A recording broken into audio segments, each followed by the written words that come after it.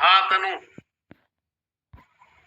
मैं एक बात ये बताना चाह रहा था कि जो अटका हुआ है घर परिवार में, मित्रता में, समाज में, जो भी अटका हुआ है उसे बिल्कुल समझाने का प्रयास मत करो, साइलेंट हो जाओ। क्योंकि अटके हुए इंसान के साथ आपने कितना ही अच्छा कर रखा हो, आपने उसके साथ कितनी भी मेहनत कर रखी हो, कितना भी उसे परेशानियों से बाहर निकाला हो, वो एक सेकंड में उसे याद भूल जाएगा अपने अटकने। बस उसको यही रहेगा कि भाई ये ऐसे ठीक नहीं है। बस ये मेरा व्यक्तिगत अनुभव है, पिछले जब से मेरे को समझ आई है संसार में जीने की, तब से ये अनुभव है मेरे को। ये खाली सहयोग की बात नहीं कर रहा हूं मैं, व्यवहारिक बात बता रहा हूं मैं आपको।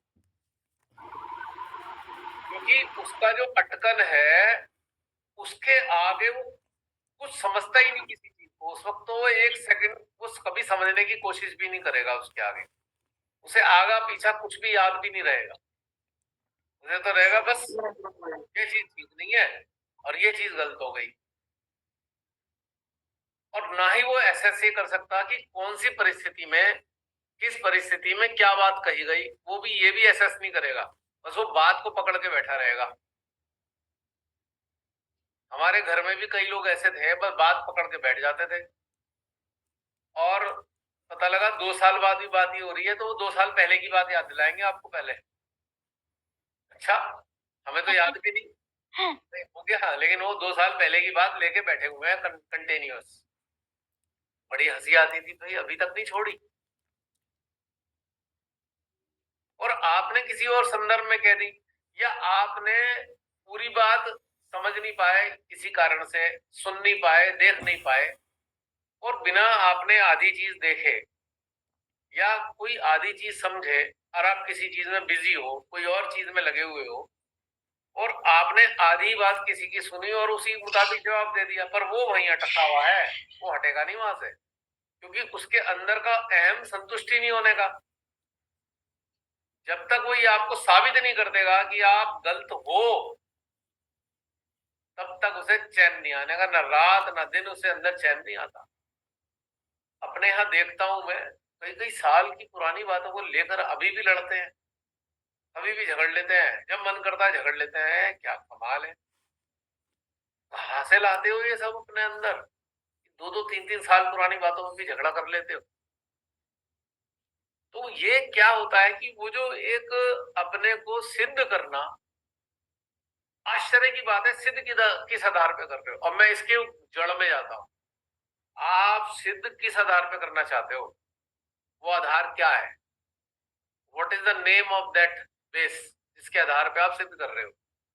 कोई बताएगा किस आधार पे हम सिद्ध करते हैं?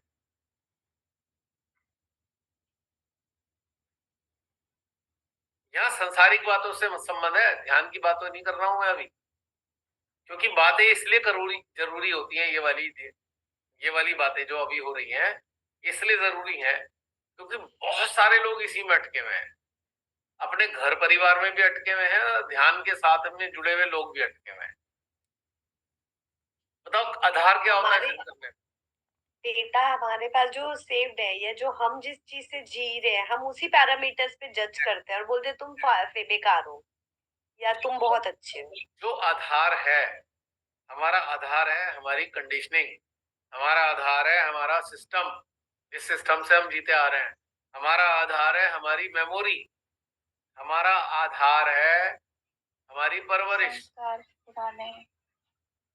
उन उस आधार पर हम दूसरे को गलत सिद्ध कर रहे हैं, क्योंकि हम दूसरे की परवरिश नहीं जानते, दूसरे का सेटअप नहीं जानते, दूसरे की ग्रेस्पिंग की पावर नहीं जानते, दूसरे का वर्तमान में किस हिसाब से वो जीता है वो नहीं जानते। लेकिन हम अपने आधार को लेकर बैठे हुए हैं, उसी से असेसमेंट चल रहा है हमारा। तो इसीलिए हम वहां अटके में हैं। जब तक उस आधार पे वो सिद्ध नहीं कर देंगे और आप मान नहीं लोगे, तब तक उनकी अटक वहां से जाएगी नहीं। और ये समझने के बाद एक साधक को अगर ये समझ में आ जाए, अरे तेरा जो आधार है किसी बात को सिद्ध करने का संसारिक, वो तो कंडीशनिंग है। तो जागरूक सा है जी, 1 सेकंड में छोड़ देगा कंडीशनिंग, अरे कहाँ पकड़ के बैठा था मैं। और जिसने अपने अंदर वो सूक्ष्म सूक्ष्म अहंकार पाला हुआ है, वो पूरी जिंदगी नहीं समझने का, क्योंकि वो जो उसकी वो जो उसकी कमाई है, वो सोचता है ये मेरी बहुत बड़ी कमाई है, इसको अगर मैंने खो दिया तो फिर मेरा का वजूद ही कोई नहीं रह जाएगा। तो अधिकतर सहजी और आम लोग भी अपने अहंकार को अपनी कमाई समझते हैं और उसे सीने से लगा कर रखते हैं और छोड़ते ही नहीं, कभी भी छोड़ना ही नहीं चाहते। और उनको लगता है अगर ये तू नहीं है तो तेरा तो अस्तित्व भी कोई नहीं है। यानी कि बदकिस्मती से, अज्ञानता में अहंकार को अपना अस्तित्व बना दिया। अगर ये चला गया तो हमारा तो कोई पूछने वाला भी नहीं होगा और हम अपनी नजरों में क्या रह जाएंगे, क्योंकि अहंकार अपना संपत्ति बना के बैठ गए। ये एक बड़ी घातक, जिसे कहते हैं ना सेल्फ डिस्ट्रॉइंग टेम्परामेंट, साधकों के अंदर भी होता है, आम जिंदगी के लोगों में तो होता ही होता है। It is very dangerous. और फिर अपने हिसाब से फिर सामने वाले को एसेस भी कर रहे हो और 1 मिनट में हर चीज भूल जाते हो। एक ही चीज पर सारी चीज भूल गए, कमाल की बात देखो आप। तो ये चीज बड़ी घातक है। तो तनु, संसारिक जीवन में भी हमें इस चीज से ऊपर उठना होगा।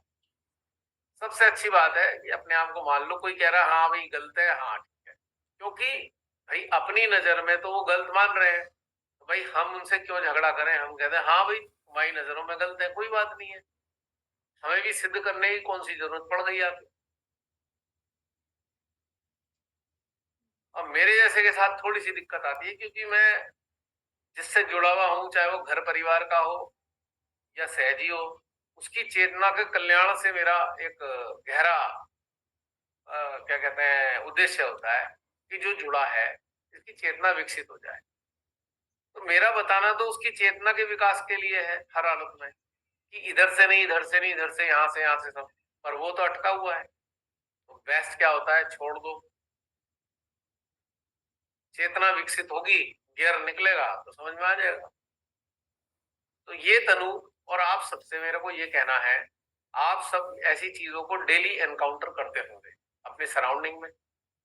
तो यहाँ पर हमें सिद्ध करने का संघर्ष नहीं करना। 90% सहजी अपने को सिद्ध सही करने के चक्कर में ही पूरी जिंदगी लगा देते हैं और फिर अंदर अंदर पीड़ित होते हैं।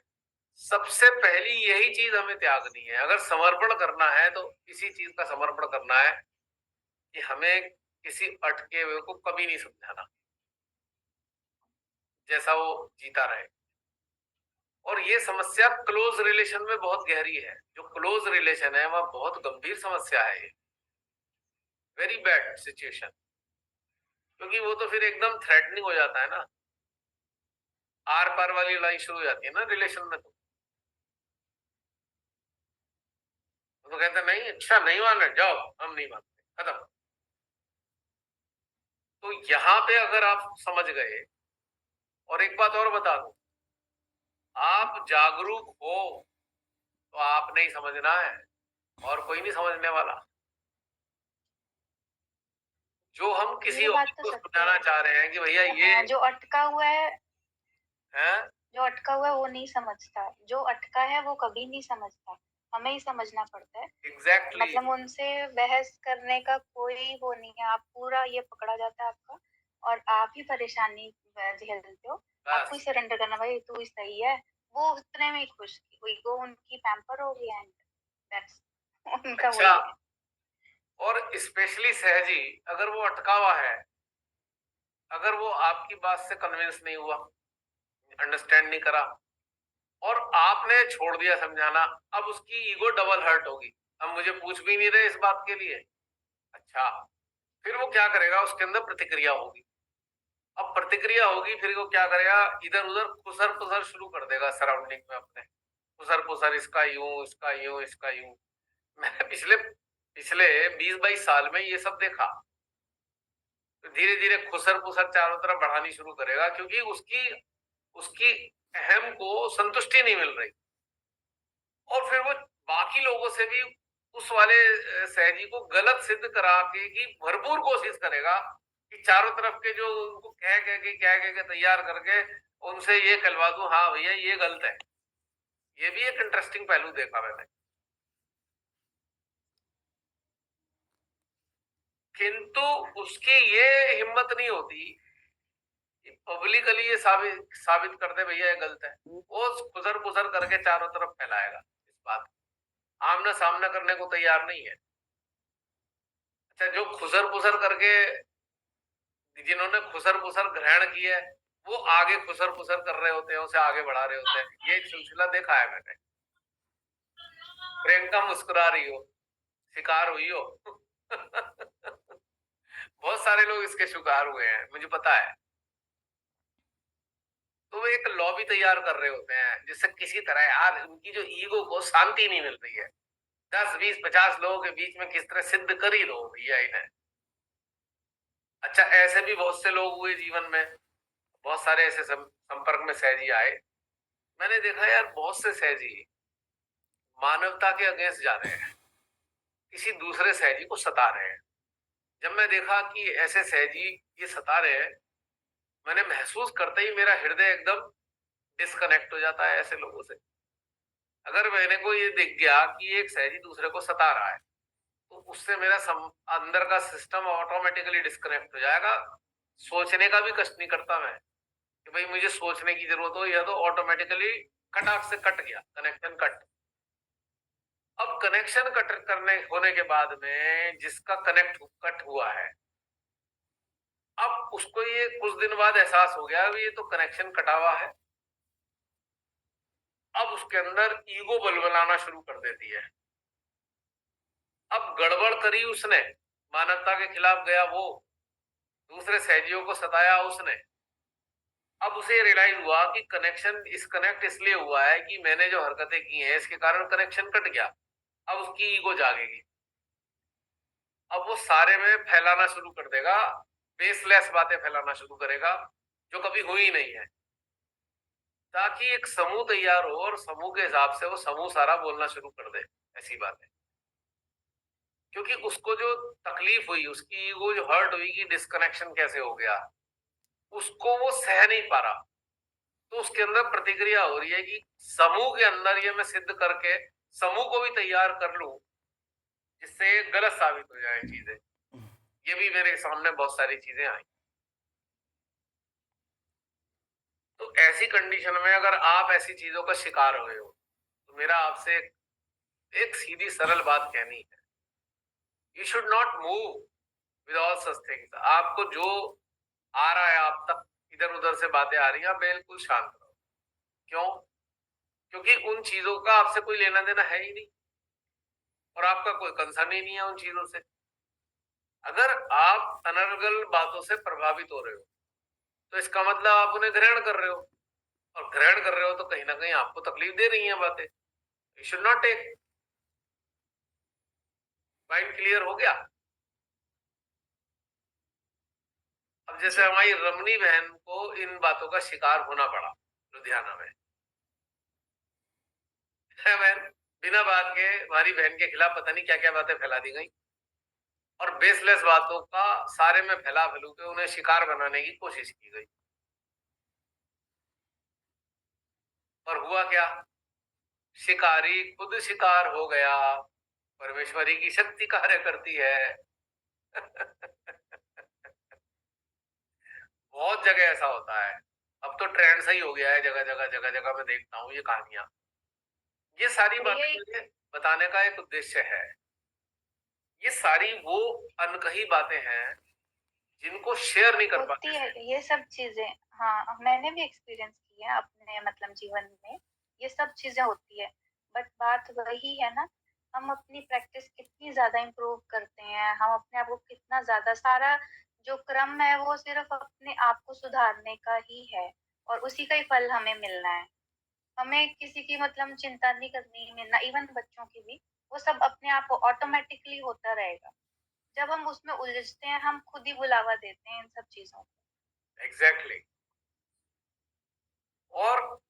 तुमने इतनी अच्छी बात कही, मतलब बच्चों का उदाहरण देके तो मैं अप्रिशिएट करूंगा, क्योंकि बच्चों के मामले में तो किसी के अंदर हिम्मत ही नहीं होती ऐसा सोचने की, जैसा तुमने बोल दिया, हिम्मत ही नहीं है बोलने की लोगों नहीं अंकल, मेरा पता नहीं, मैं इतनी तो मतलब डिटैच्ड हूँ। अब जैसे उसको बुखार है, नवीन वही बोलने आए थे, मैं उसके साथ सो जाऊं।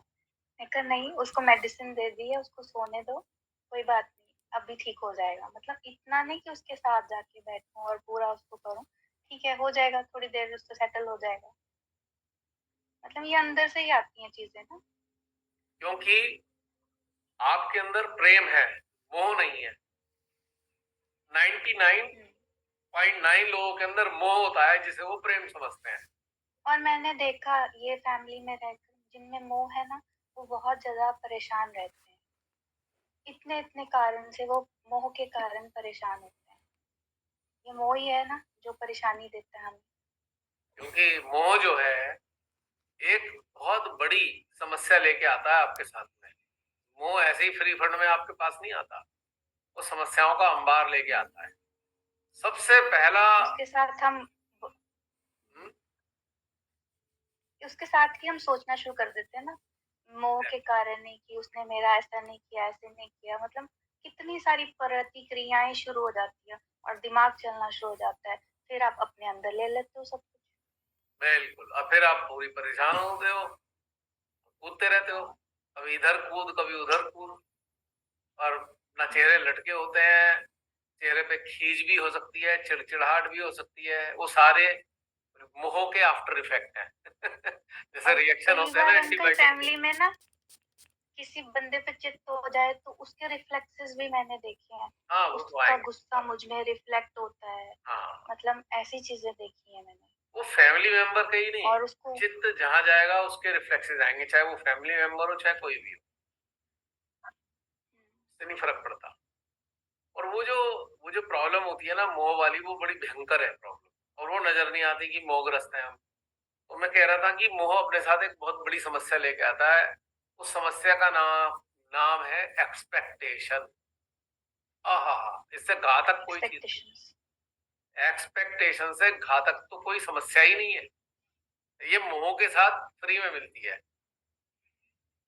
कहते हैं ना वो फ्री गिफ्ट है जी, 10 रुपए का सामान ले जाओ और 5 रुपए और का फ्री ले जाओ। और वहीं से परेशानी शुरू होती है बस। एक्सपेक्टेशंस के साथ। और मोह के कारण इंसान अपने आप ही कहानी बुन लेता है और अपने आप को ही बांध लेता है।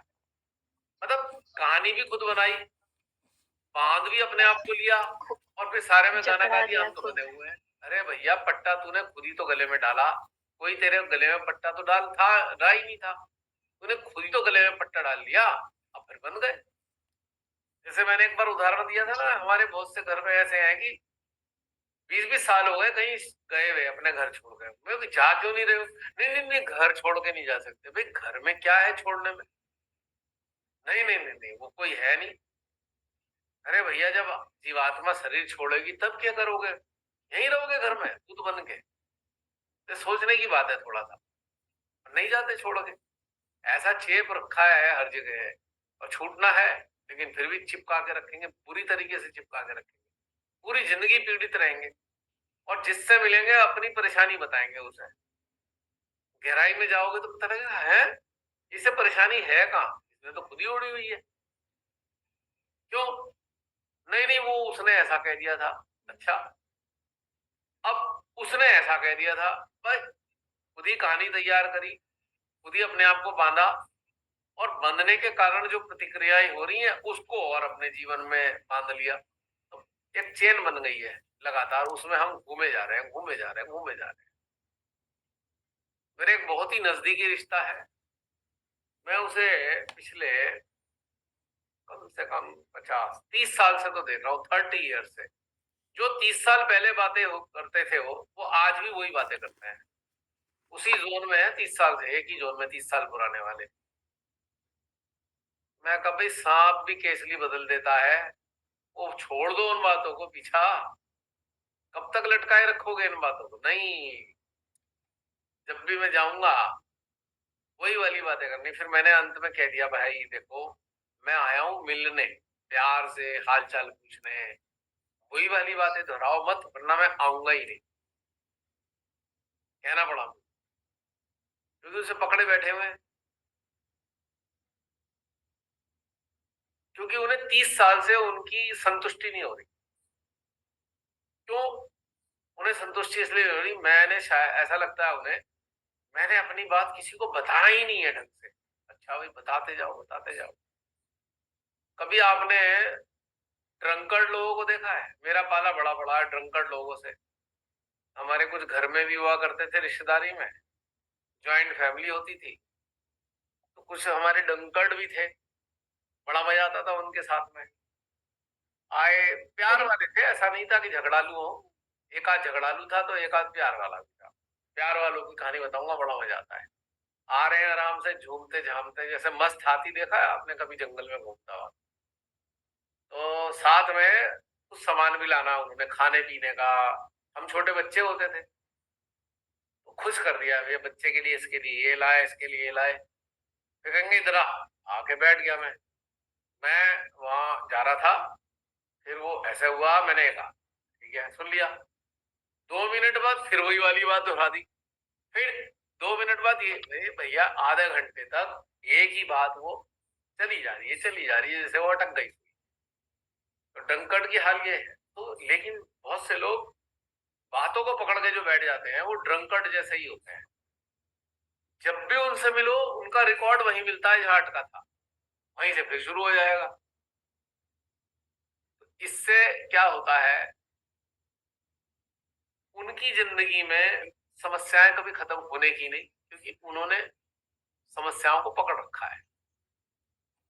समस्याएं चिल्ला चिल्ला के कह रही है, समस्याएं चिल्ला चिल्ला के कह रही है भैया हमें छोड़ दो, हमें जाने दो, हमें किसी और के पास नहीं जाना है। नहीं, तुम्हें जाने नहीं देंगे, पकड़ के रखा हुआ है। समस्याओं को भगवान जी ने, जो भगवान की व्यवस्था है ना, उन्होंने समस्याओं से कहा है भाई तुम जो है जहां मैं कहूँ वहां चले जाना, क्योंकि उन्हें कुछ सिखाना है। समस्याएं देकर कुछ सिखाना चाहते हैं, ठीक है। अब समस्याएं बेचारी परेशान है, क्योंकि ऐसे लोगों के पास जाके तो वो छोड़ते ही नहीं उनको। इधर भगवान जी परेशान है, भैया अब ड्यूटी कोई है नहीं दूसरा, भेजना भी इसी को था, अभी तक आई नहीं वापस मेरे को ड्यूटी से करके। पता लगा वो तो छोड़ा ही नहीं है उसको। यार ये हालत होता है, जो घर का काम करने वाली होती है ना, अब अगली वाली जो घर में जाना है, अगला वाला घर वाला इंतजार कर रहा है, घड़ी देख रहा है, भैया टाइम हो गया, शादी में जाना था, उससे कहा था तो 3 बजे आ जाना, उसने भी कहा था 3 बजे, वो अभी तक आई नहीं, 3:30 बज गए, 3:45 बज गए, अब क्या करे। देखा है कभी? तो ऐसे ही भगवान जी समस्याओं से रिपोर्ट मांग रहे होते हैं। पता लगा समस्या तो आई नहीं बताने के लिए क्या हुआ उसका है। कितनी समस्या होती है ये, उनके लिए भी, भगवान के लिए भी बड़ी समस्याएं हैं।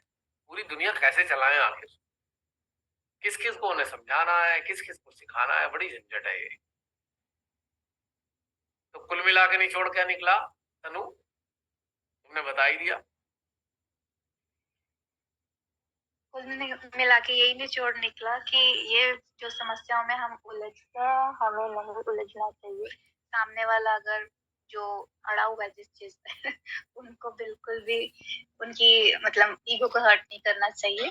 बस तू सही है उस बोल दो तो वहीं वो शांत।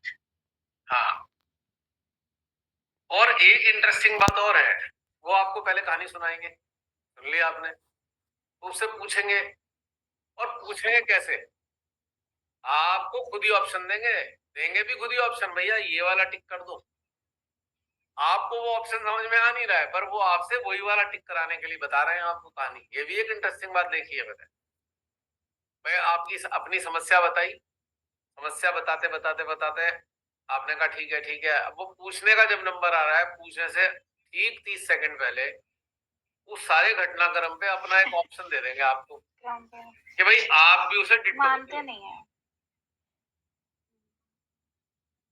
क्यों तनु, आप डिट्टो कर दो उसको, कि जो कह